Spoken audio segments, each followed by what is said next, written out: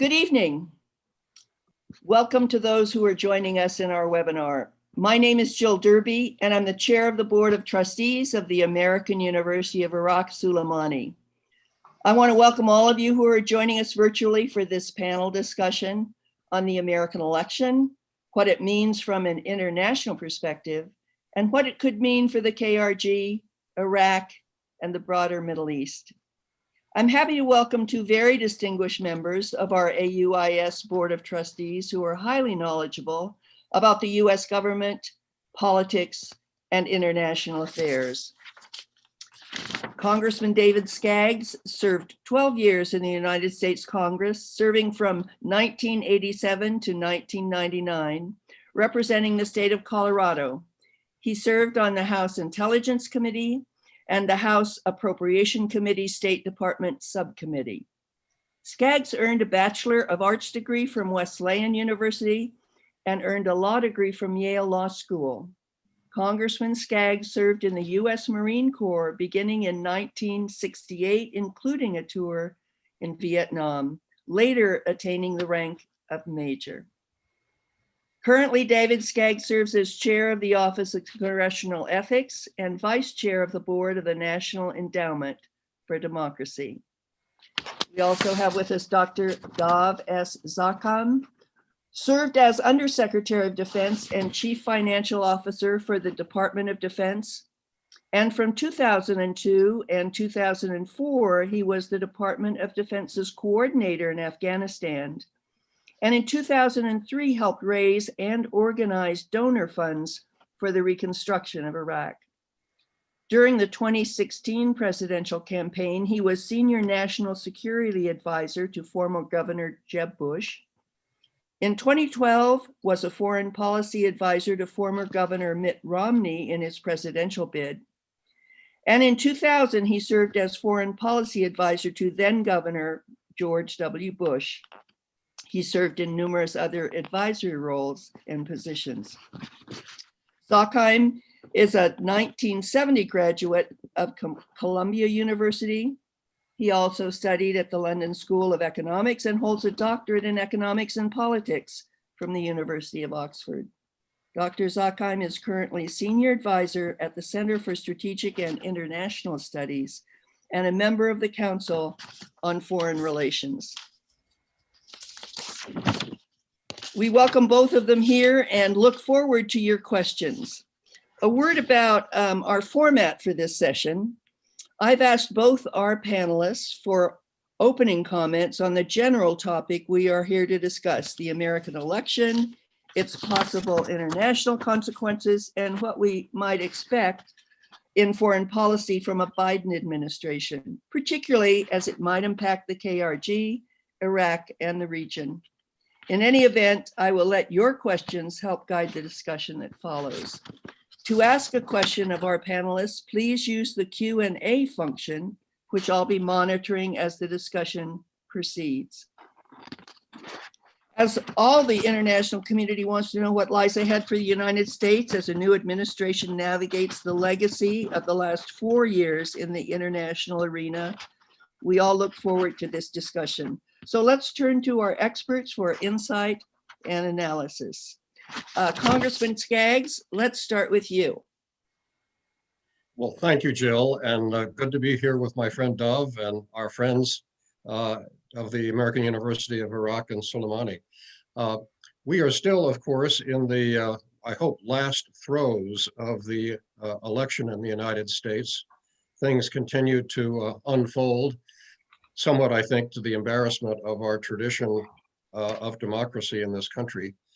But I think we can look forward to a resolution of the uncertainties fairly soon now and the arrival of the Biden administration. What's that going to mean?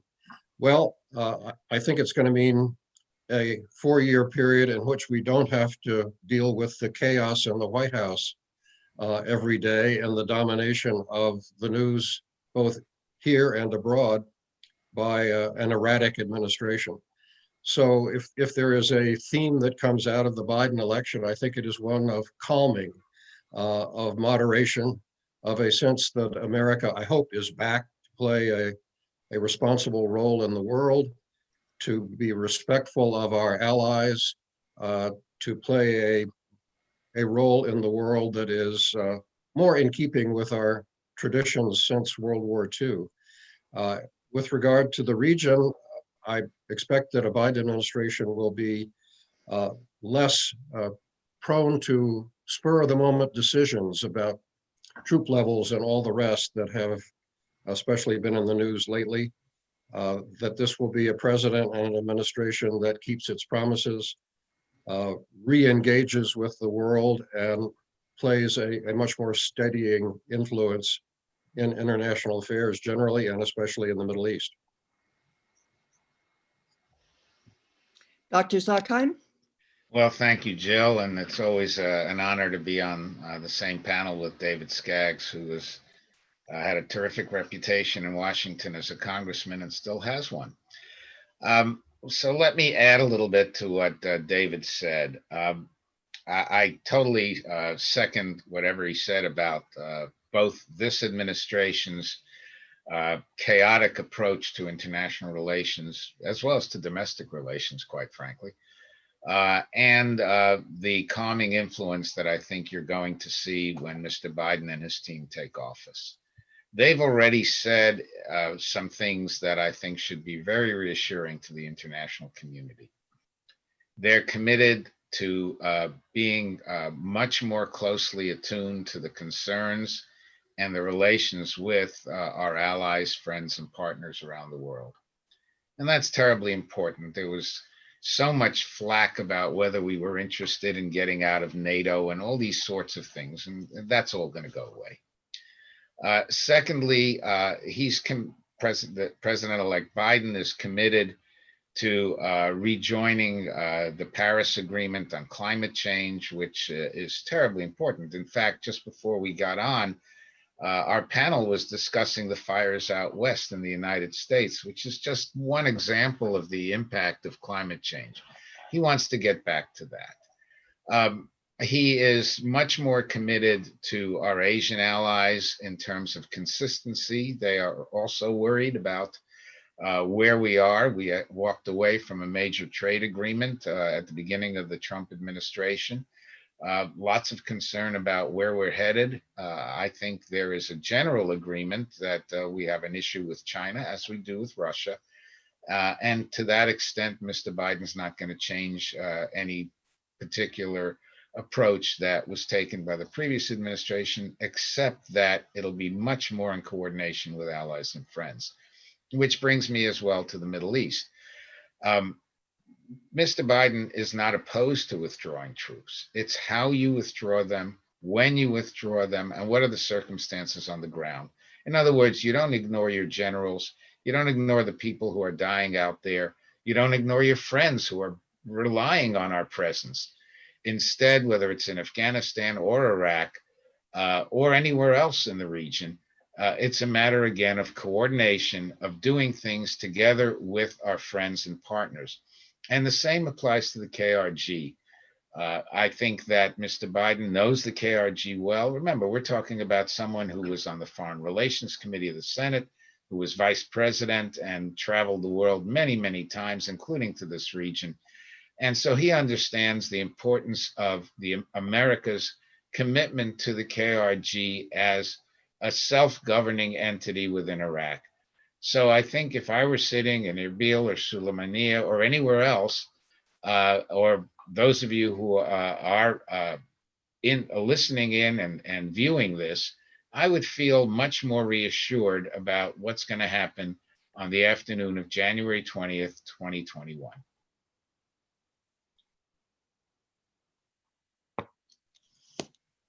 Thank you. We appreciate that. Can you speak specifically then, not only to the KRG, but to larger policy in Iraq and the Middle East? When we come to the Middle East, there are lots of other trouble spots, areas of contention. What about the Arab-Israeli, the Palestinian-Israeli issue? What about relationships with Turkey? Iraq and Turkey are neighbors and have a long and at times contentious relationship, and more specifically, the Kurds in Turkey. Turkey's very much in the news these days, and Trump and Erdogan seem to have had a rather close relationship, at times troubling to the foreign policy community. Can you speak more to that? Are you speaking to me? Yes, Dov, start there. And then Thank you. Sure.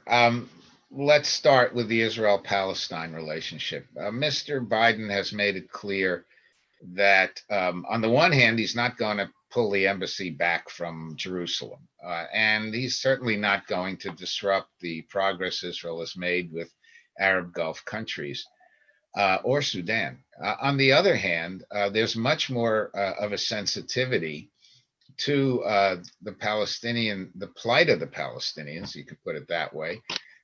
There's much less willingness to accept more settlement construction or settlement expansion. There's a lot of speculation that the Biden administration will reopen the consulate in East Jerusalem as a signal to the Palestinians that we are much more inclined to try to find a two-state solution that's satisfactory to both sides. So I think that gives some cause for optimism. And I think the best indication of that is that Abu Mazen, who's the leader of the Palestinian Authority, has said he's ready to come back to the table and start talking again, because I think he feels confident that now the United States will be an honest broker. With regard to the Iraq and the Kurds generally, again, I don't see any diminution in our commitment to Iraq. I think there needs to be an understanding that, generally speaking, the United States just does not want to get into more conflicts, doesn't want to extend the conflicts it's in, but at the same time, it wants to maintain stability. And stability in the region, which is good for the people of the region, does involve a degree of American presence and commitment, without jumping back and forth about whether we're going to pull troops out tomorrow or put them in the next day or anything like that. The Turkish question is a serious one for us. There's bipartisan commitment, that is to say, Democrats and Republicans in Congress and the administration, leaving Mr. Trump aside for a moment, are very, very concerned about what people perceive as almost a neo-Ottoman approach to Turkish foreign policy. And of course, Turkish domestic policy, which has, in the last few years, Mr. Erdogan totally reversed himself on the Kurds. First, he reaches out to them, and now he's trying to crush them and their representatives in the legislature. The Biden administration is going to emphasize human rights a lot more than Mr. Trump's administration did. So on that count, I think you'll see much less warmth toward Mr. Erdogan. Unfortunately, toward Turkey as well. A lot of Turks don't go for what Mr. Erdogan stands for, but you're going to see a coolness that you didn't see up to now. Congressman Skaggs, what would you add to that? Not very much. I think Dov has put it quite well and thoroughly.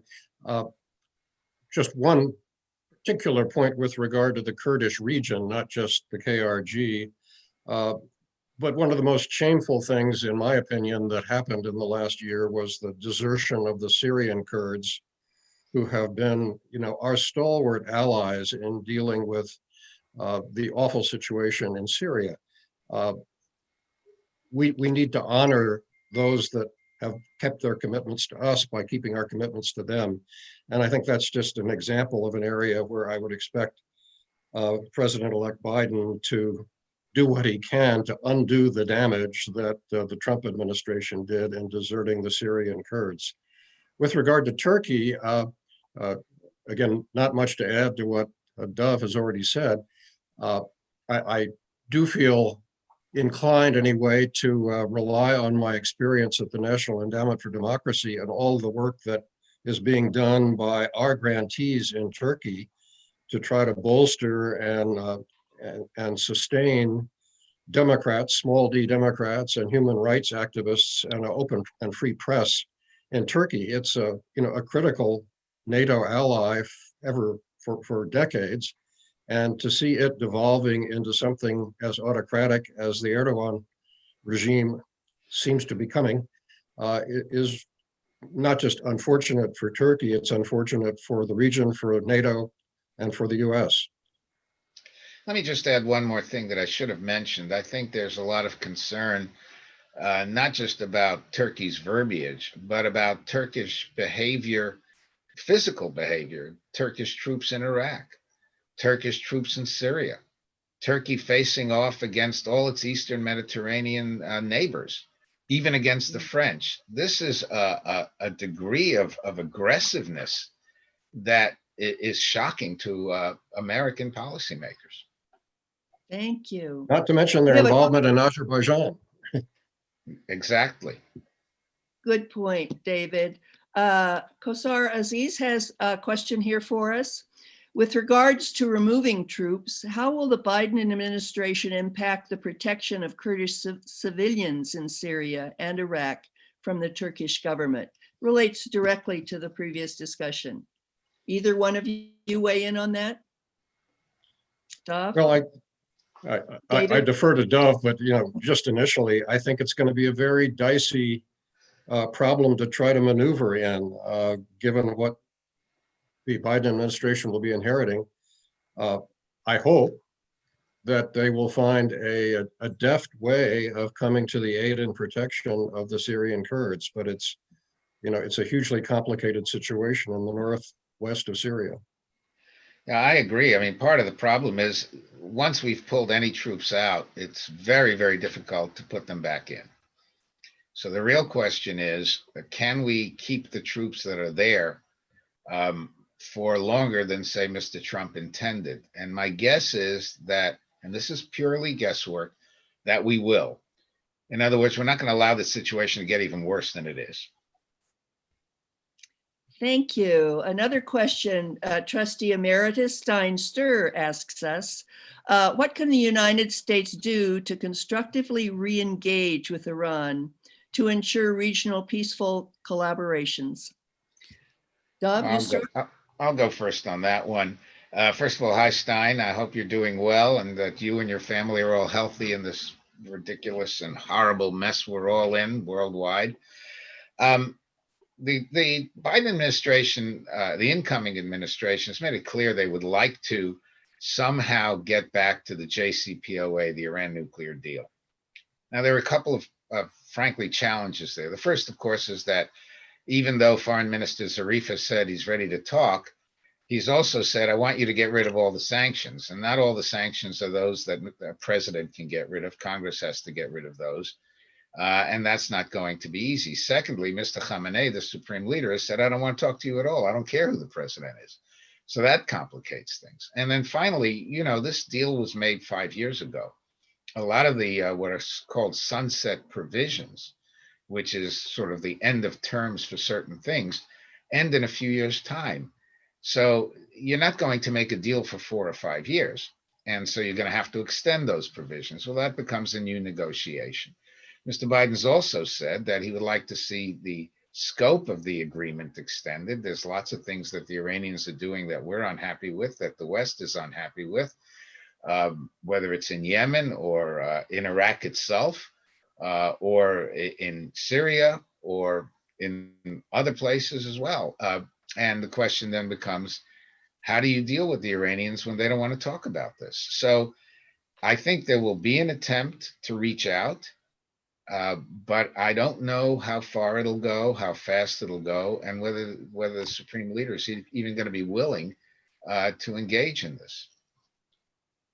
David? And I think acknowledging Dove's correct identification of all the uncertainties there, the big difference is that we're going to want to try to engage, that it will be a realistic, not a soft, a realistically hard attitude toward the problems that Iran presents to the US and the region. But at least we're going to attempt to resolve those issues diplomatically, peacefully, and most importantly, along with the mischief that Iran is engaged in around with its neighbors. We've got to get back to addressing properly the Iranian nuclear threat. And we're not going to do that by just giving them the occasional missile attack on one of their targets. So I look forward to a much more realistic approach to Iran from the Biden administration. And one other thing we'll do, I think, Stein, is we're going to coordinate again with our allies. Remember, this wasn't just, we were the only ones that walked away. There were 5 other partners there. And at least with our Western partners, this say France, Germany, and Britain, we're probably going to coordinate. And I think we're going to make an attempt to coordinate with the Russians and the Chinese as well. So the approach, not only will there be a willingness to try, but the whole approach, how we try, is going to be so different from the recent past. Let me follow up and say there's been some speculation, given that outgoing President Trump has fired the defense secretary and other high-level senior administrators in that department, a worry about the pullout of troops, the sudden pullout of troops as his administration fades from both Afghanistan and Iraq. Can you comment on those possibilities and what the consequences might be and whether you think they're realistic? Dov, you want to start and then David? Sure. I've worked in the Defense Department, and when I wasn't working in the department, I was working with the department for altogether 40 odd years. One thing I know about our military, when they want to do something, they move very, very, very quickly. When they don't want to do something, they find all kinds of ways to move very, very slowly. The military clearly does not like this order at all. They don't think the commanders on the ground and the people in the Pentagon, including our civil servants, the permanent bureaucracy, they don't think this is the right way to go about it. It's destabilizing. In the case of Afghanistan, the Taliban's attacks have actually gone up. In the case of Iraq, we've already talked about why it would be destabilizing. So the military may take its time. We'll withdraw some troops, but it's not at all clear how many and how quickly. And of course, whatever doesn't leave by January 20th may well stay after January 20th. And one other factor, the president's also said he wants to pull troops out of Somalia. So now the military can turn around and say, well, look, where do you want us to start? And again, that's going to give them a vehicle, I think, not for totally resisting what the commander-in-chief, and he's still their commander-in-chief, tells them to do, but how quickly they do it and with what enthusiasm they do it, because frankly, there isn't very much enthusiasm. David? No, nothing really to add. There, at least the reporting that I've seen about this in the last few days indicates that the number of troops to be withdrawn was negotiated out grudgingly with the uniformed services. So no, they're not happy about it, but I don't think the ostensible numbers will change. Whether or not they are realized before January 20, I think Dov outlines the passive-aggressive possibilities. Thank you. We have another question here that's come in from YouTube. Do the panelists think that Biden may reconsider the Gelb-Biden initiative in 2000, calling for 3 autonomous federal regions? He felt strongly about that then. Will he abandon it completely? It's a very good question and something I've wondered about as well, because I think the then Senator Biden made headlines and understandably so when he suggested a kind of confederation of regions that were defined largely along sectarian lines in Iraq. I think we've gotten beyond that. I think the one Iraq policy is pretty firmly embedded in US foreign policy and in the thinking of the kind of people that are going to be brought into the State Department by the president-elect. But I go back to an observation Dov made a few minutes ago. I think there will be a bolstered commitment to the self-governing autonomy to the extent that it now exists in the KRG. Yeah, all I would add is again, that 2000 was 20 years ago, and 20 years ago was a very, very different situation. 10 years ago was a different situation. You have a lot of Iranian penetration of Iraq that you didn't have. You have 10 more, 15, 20 years more of the KRG managing its affairs, and you have a commitment by Mr. Biden towards stability. And the proposal to kind of break up Iraq, uh, or create a federal Iraq, to be more accurate, is not likely under the current circumstances to promote stability. So I'm with David on this. Great, thank And you. just remember the outcome of the referendum on independence. Exactly. Good point. Another question has come in. Is there a history of cooperation between President Eshivon Barzani and President-elect Biden? Did President Barzani and President-elect Biden collaborate during the second half of the Obama presidency when President Barzani was still KRG Prime Minister? Either one of you want to take the lead? David, go ahead. No, I simply don't know the answer to the question. I was going to reflexively go to the president of Iraq and remind everyone of his close relationship with the United States, but Well, Which is and Eshivon Barzani also has a very good relationship with the United States, as we know. And so, and by the way, both the president of Iraq and the president of KRG, they know Congress very well too. So it's they know they'll probably know the leaders coming in with Mr. Biden. They know members of Congress. And so if you're sitting in the KRG, that's probably a very good thing to know.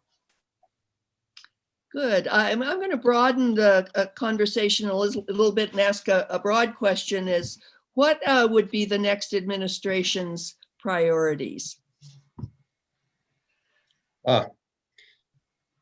David? well, internationally, I think it will be restoring the health of our relationship with allies and letting them know that we're back and are going to adhere to the kind of commitment to multilateralism and international engagement and respect for alliances that had characterized U.S. foreign policy for a long, long time. But let me pivot off of that to say that clearly the Biden administration is going to be preoccupied with domestic issues to start with. The pandemic at home, the American economy, all of those are top of mind, I think, for the incoming administration, not to the neglect of international relations, but just what has to come first, including, dealing with the effects of climate change on the U.S.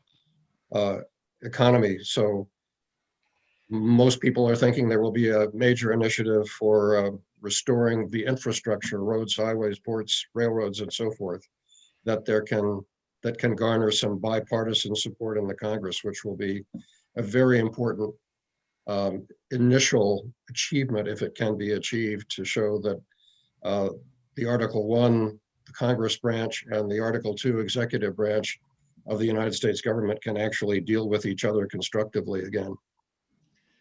I don't have much to add to that other than to say that one concern, at least in the national security realm, well, actually, it's a dual concern, is, of course, the growth of Chinese power and Russian behavior, most recently in Azerbaijan, as David mentioned briefly a little while ago.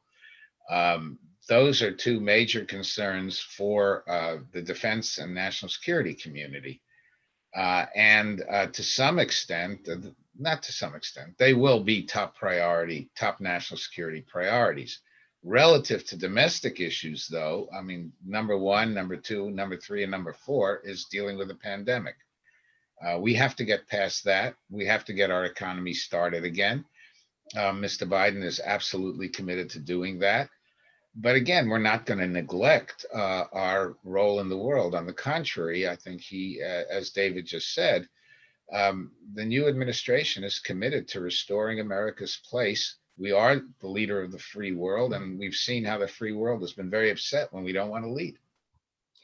Let me just follow up and ask, can we really reset international relations, thinking about the EU and other nations that might be somewhat skeptical after the experience of the last 4 years? Will that be easy to do? Can it be done?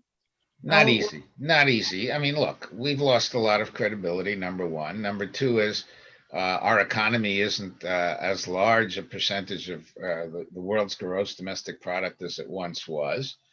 And of course, number three, people are reeling from the last 4 years. The good thing is that Mr. Biden is a known quantity.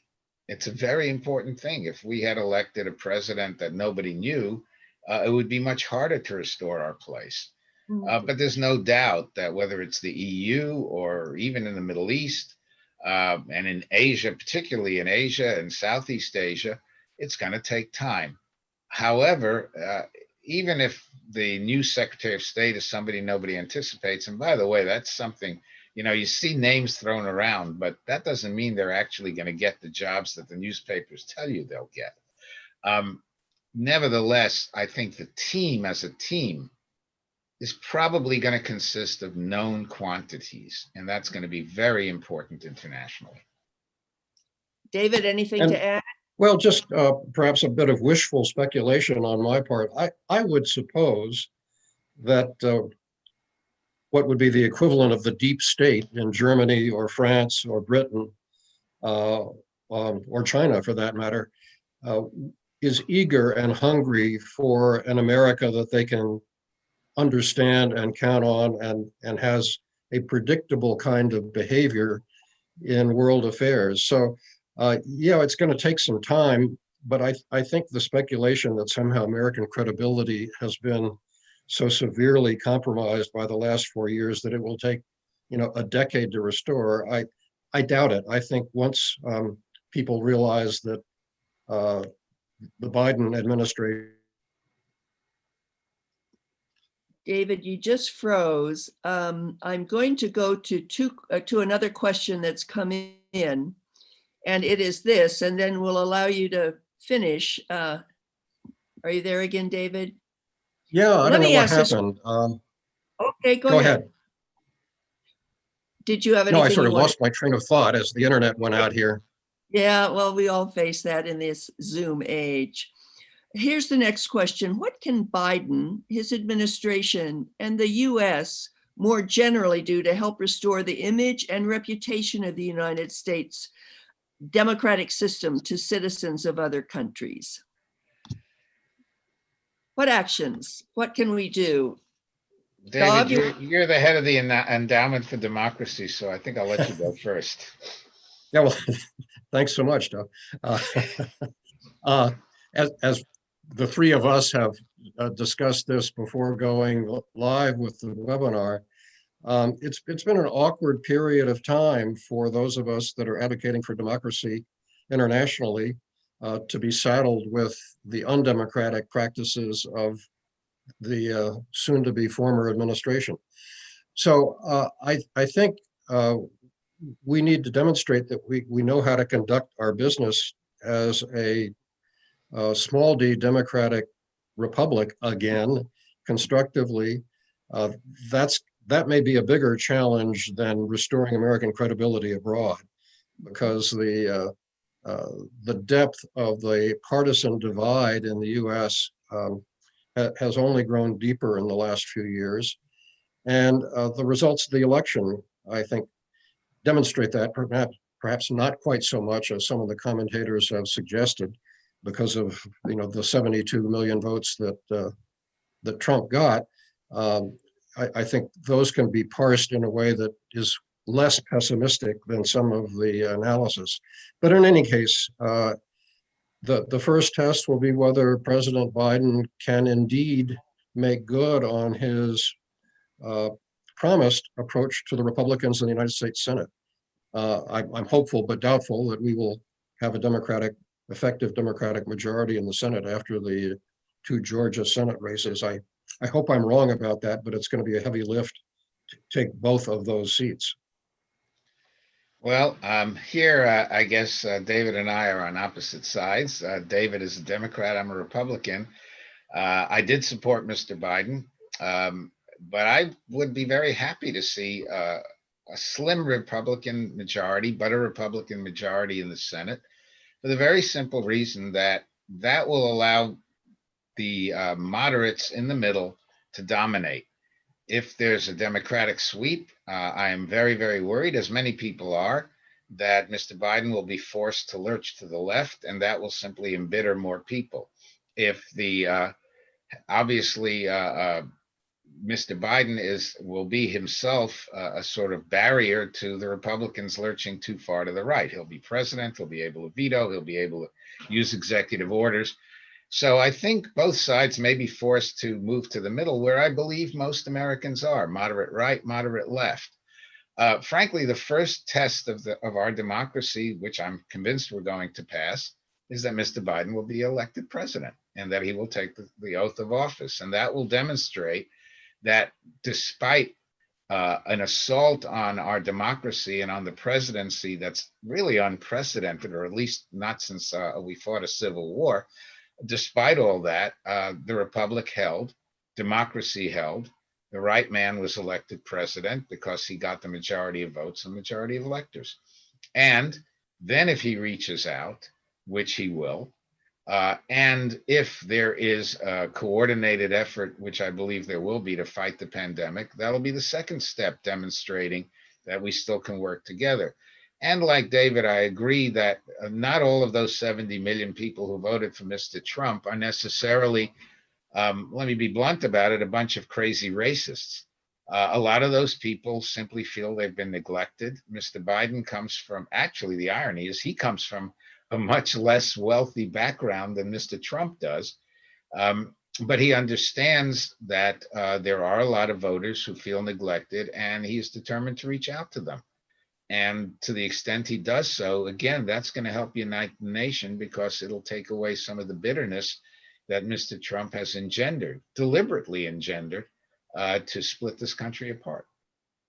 Yeah, Doc- I think we may agree more than we disagree on all of this stuff. I wouldn't suppose that a evenly divided Senate with the vice president breaking the tie is going to be much of a invitation to move left by the Democratic Party. So I think the moderating forces there will still be very effective on the administration, and it's where they are instinctively anyhow. On the results of the election, you and I haven't talked about this, but you may want to correct me.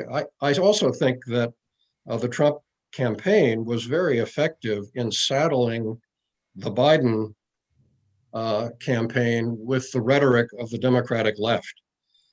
So you know the freewheeling talk out of especially Bernie Sanders about democratic socialism and all of that. I mean, they exploited that very effectively. So I think some of the vote for Trump was really a vote against the fear of socialism.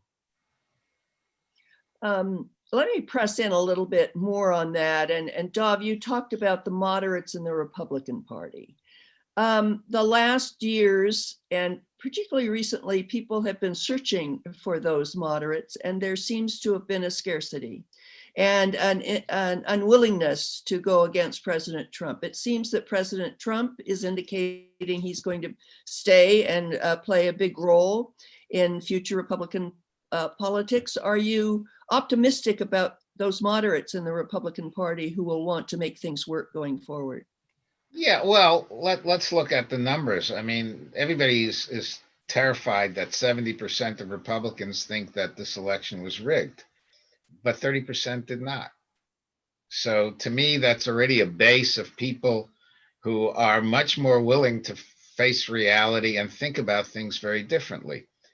Then you've got a lot of people who, as David just said, were terrified of socialism, and because Trump, if there was any kind of a wound, he would pour salt on it. And a Trump that is on a TV show or owns a TV station is not going to be a Trump who's sitting in the White House. You can switch your television off. You can change channels and watch British murder mysteries. It's much harder to switch the president of the United States off. And so, and by the way, he's going to be competing with Fox, which is still going to be a right-wing television station, but it's not going to be as extreme as he is. They've already broken with him. So I'm much more optimistic. I mean, as somebody who was a never Trumper from the start, from 2016 onwards, and I remember during the debates with Mrs. Clinton, Trump called us scum, and I was very proud to be called scum by Mr. Trump. I do believe that, as I've said, most Republicans are conservative, but they're moderately conservative, and that there's a very, very big difference there. And frankly, I think this is what Mr. Biden is. He's trying to reach out to them to pull them over to the Democratic side. I don't know if he can pull them that far, but he's going to pull them in the moderate direction for sure. Good. So just to follow up on the same theme, has the image of the United States as a model democracy been permanently damaged? I pray not. We have more than the last 4 years to rely on in terms of our reputation and our traditions and our credibility. All of this obviously is just making predictions. And as one of our favorite sports heroes in the US said years ago, predictions are difficult, especially about the future. So, but yeah, I think we're more resilient, and I think our role as advocates for and practitioners of democracy is more resilient than some of the more dour predictions would have it. But it's up to us. This is both the bane and the joy of this country are that democracy is about what the people decide to do and how they express themselves and who they support, and that's still in flux. Look, these last 4 years aren't the first time that this country's gone nuts. We had a thing called prohibition, where you couldn't drink whiskey unless you smuggled it in or, distilled it in your own house, and everybody thought we were crazy. We got past that. We got past that with a man named Franklin Roosevelt, quite honestly. I think that on January 20th, when the world sees that the daughter of immigrants, one of whom was Black and the other was Indian, taking the oath of office as Vice President of the United States, they're going to say, you know what? There's something still to this country.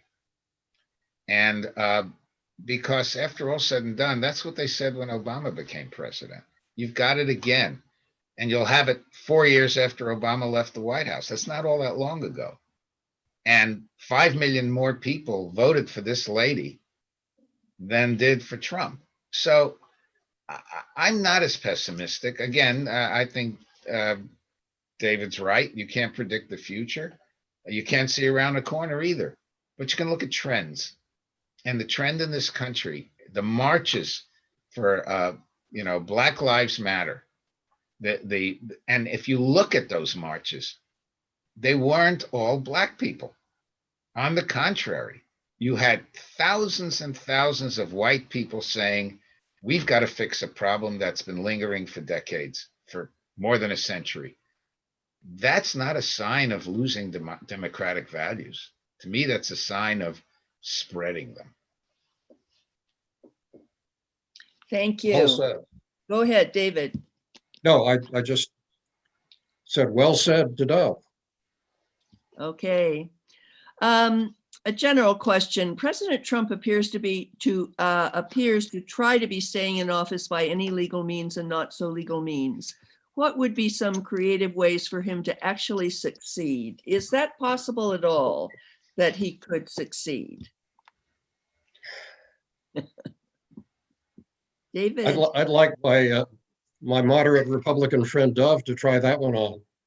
Yeah, sure. No, he's not going to succeed, and he's not going to be escorted out of his office screaming and crying by the military. Look, he's already indicated he wants to run again in 2024 4 years is a very long time. Um, for the time being, he's going to be out. But if he does think about running in 2024, he can't continue to behave the way he's behaving.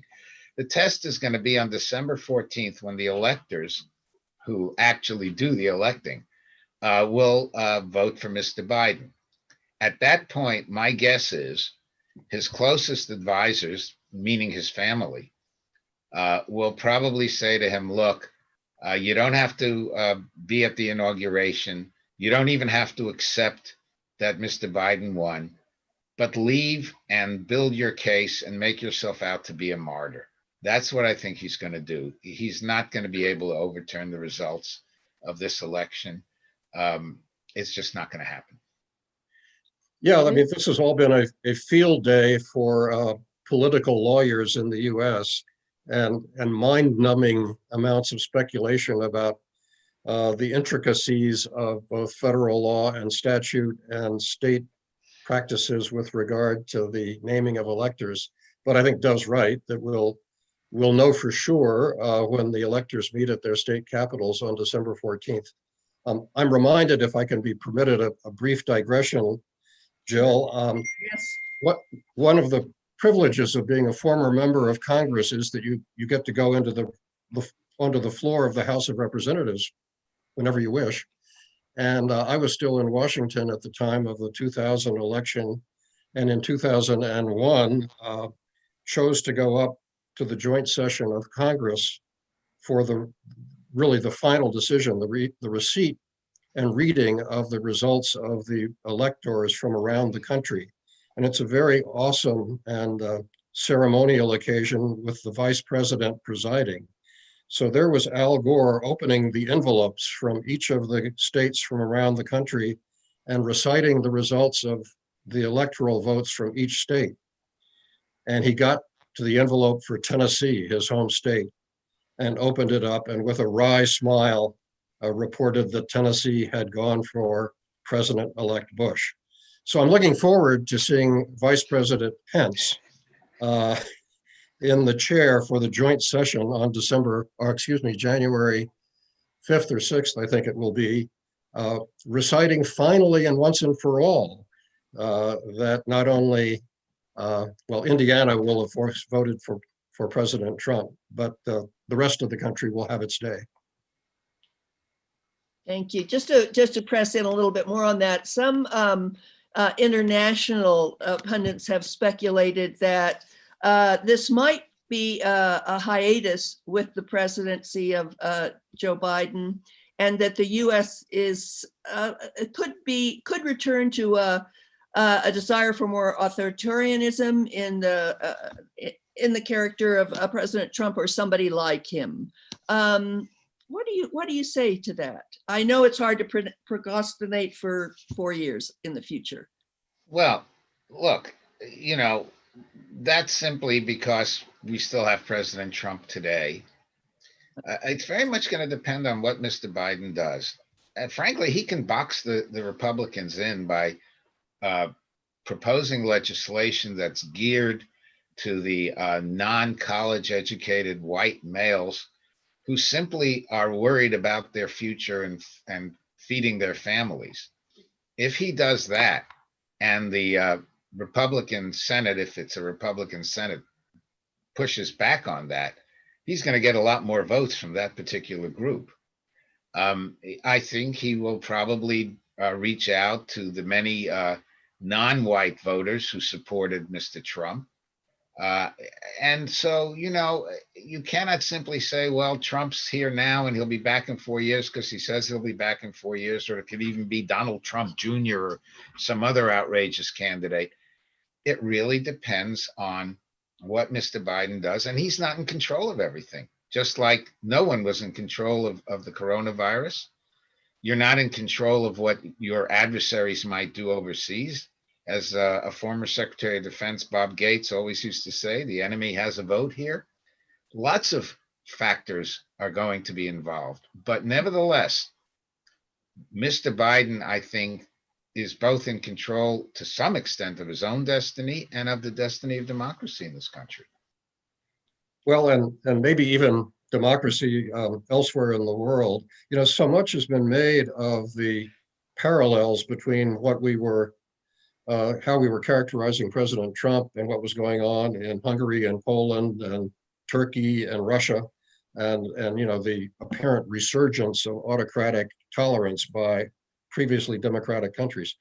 Um, and that's worrisome, obviously. I think, as Dov was describing it, the performance and good fortune, we hope, of President Biden will undo some of that trend analysis. And you know, the situation in Belarus has been eclipsed by at least in terms of the press in the U.S., by our own political news the last several weeks. But there are still people in the streets of Minsk every weekend protesting what was going on there. That protests are one thing, changing the regime is another, but at least I think it's a sign, even in that part of the world, of the irrepressibility of the democratic instinct. Thank you. Let me pivot back to the KRG and to Suleimania and AUIS. AUIS is offering an American-style education that naturally comes at a cost in this economically challenged environment. The families of our students are struggling to raise the funds required to pay tuition, and even though we are truly nonprofit, our tuition still only covers 60% of our operating costs. Here's the question. Can we expect a President Biden to be fully aware of the critical importance of this kind of education that we are offering? Oh, I think the answer is a definite yes. David and I both know people around Mr. Biden who, again, without predicting who's going to get what job, I think it's safe to say that there will be people at the upper echelons of our foreign policy making community that are familiar with AUIS and that have been supportive of AUIS over the years. So I feel pretty confident that a Biden administration will, at a minimum, support AUIS the way it's been supported up to now, and maybe be even more helpful. Yeah, and just to remind ourselves that the impetus for that support from the U.S. government has come from Capitol Hill, that it is our friends in the Congress that realize that this is a way for America to leave a much more constructive legacy in the region than that our military activities have. And you know, we are starting to see that more and more veterans of both the Iraq and Afghanistan conflicts have been elected to Congress and are looking for ways to make a real constructive contribution to the region, because they are mindful, certainly, that kinetic instruments, whether rifles or artillery, are not the way to build a society. Yeah, let me add to that with some specifics. First of all, the Democrats speak far more of soft power than Republicans have done in the last 4 years. AUIS is a classic example of what soft power is. It generates ideas about democracy, about equality, about the value of a first-class education that's just critical for spreading what American values really are or ought to be. Secondly, not only are there veterans on the Hill who could be supportive, but some have already been supportive. Let me give you an example. Oh, yeah. Congressman Seth Moulton, retired Marine, strong supporter over the years of AUIS. Well, he's just issued a path-breaking report, together with a Republican, by the way, on the future of defense that's getting all sorts of attention. And everybody's recognizing that Seth Moulton is going to be one of the future leaders of the national security community on Capitol Hill. And with somebody like that, with those sorts of prospects, having a record of strong support for the university, that ought to tell you something. David, anything to add? No, only that to emphasize, as Dove did, that Seth Moulton was a Marine. All right, thank you for that. And briefly to return to the larger picture, and then I'm going to ask for comments from each of you to sum up as we close out our session. But a question was asked, can multilateralism be restored in the world with US leadership? Yeah, I mean, I think we've touched on that several times in the last hour, and happy to give a resounding yes to the question. Again, my sense is that much of the rest of the world is hungry for that kind of leadership from the United States, and it will be effective. I don't think we're going to go back to the kind of multilateralism that Mr. Obama pushed. We're past that. On the other hand, American leadership and involvement in multilateral institutions, which has been totally destroyed over the last few years, that's going to be restored. You know, the world moves on. There are other powers out there. We have to recognize that. But we're still the leaders as long as we want to lead. And Mr. Biden is committed to leading in a multinational framework. So I think you'll see that. I think many would consider that good news. Let me ask you each to take a minute or two to sum up your thoughts about looking ahead to the future, particularly with an eye to the Middle East and our relationships that are therefore involved. Well, I'm going to pivot a little bit from your question, Jill, just to say what a privilege it's been for me, and I suspect Dov and you as well, to be involved with the American University of Iraq and Sulaymaniyah. An occasion to visit the region many times in connection with board meetings to get some sense of the culture, the commitment of the people of the KRG to a democratic way of deciding their own future as a society, the inspiring spirit from our students at AUIS and the record that many of them have already demonstrated of wanting to do the best for a pluralistic, non-sectarian future for Iraq, and that's so encouraging and reassuring for us to see that that's just below, or not even below the surface, the inclination of the people that we are there to help educate. And it's been, you know, a very gratifying experience, and one that I want to thank the people of the KRG for enabling us to have. Well, I will second all of that. I consider it a privilege to be able to work with the university, to be able to come out to Iraq under circumstances very different from when I first went out there, when I was an undersecretary of defense and we were at war, and those were the people I met. I met soldiers. I met fighters. I didn't meet students. I didn't meet professors. Those are the people that I'm much more happy to meet. Not that I don't like soldiers. It's just that when you have people shooting, you're in a very different place than when you have people studying and learning and teaching. And that's what the university's done. And it's done it exceedingly well, as David just pointed out. And so your question was about the Middle East. And so to me, I want to see a Middle East that reflects what the university's been doing. A Middle East that progresses, a Middle East that's tolerant, a Middle East that's broad-minded, a Middle East that treats Arabs and Kurds and Yazidis and anybody else equally, men and women. That's a Middle East that really leaps forward into the 21st century with the kinds of values that the university is trying to instill in its students, and spreads those values throughout a region that I care a lot about. Thank you. Amen.